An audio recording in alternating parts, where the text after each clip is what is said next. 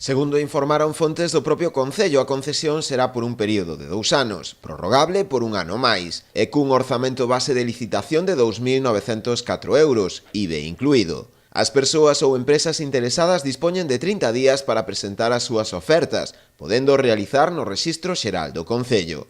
A adxudicación realizarase mediante procedemento aberto, a oferta máis vantaxosa. Se ven, haberá tamén varios criterios de adxudicación distintos ao prezo, como poden ser a relación de recursos humanos dispoñibles, o programa de actividades complementarias ou tamén as propias tarifas que terían que aboar os usuarios do albergue. O Concello porá ademais a disposición do adxudicatario 3 fincas de natureza rústica na parroquia de San Xusto, entre 200 e 5.000 metros cadrados de superficie, e 3 bens de natureza urbana, como son a antiga Reitoral, unha edificación anexa e un muiño, que dispoñen de auga, luz e depuración de augas residuais.